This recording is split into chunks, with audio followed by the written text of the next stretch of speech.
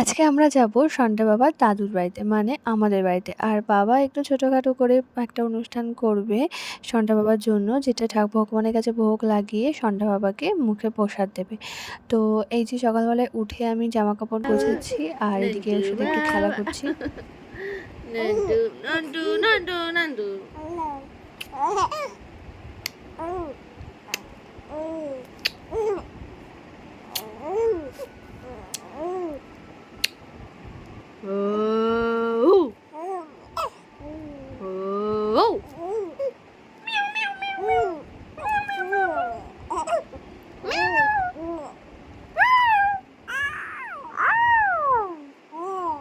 বাবা বাবা হুম বাবা হুম।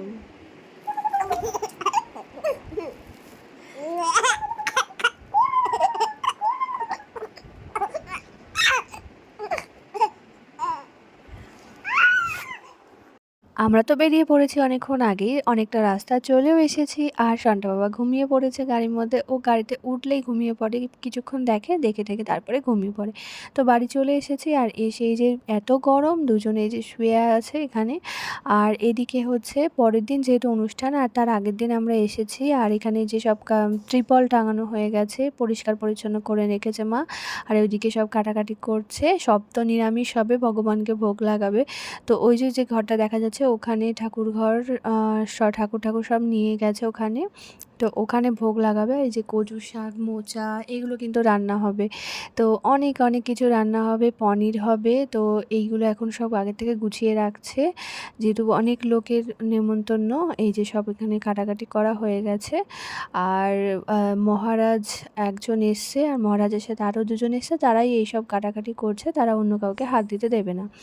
তো এই যে মহারাজ দেখো, এই যে এনার নাম হচ্ছে সখী দাদু। অসম্ভব ভালো লোক, যতই মানে একটু বকবক করে ঠিকই, কিন্তু খুব ভালো লোক উনি।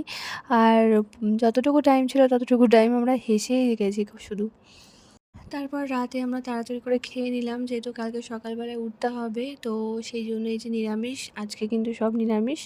আর এই যে নিরামিষ তরকারি সব খাওয়া হচ্ছে এখানে, আমরা এখানে খাচ্ছি আর ওনারা এই যে এখানে খাচ্ছে। এনাদের কোনো ছোঁয়াছুঁয়ির কোনো ব্যাপার নেই, এনারা সবার সাথে বসেই খেতে পারে, মানে ওনারা খায়।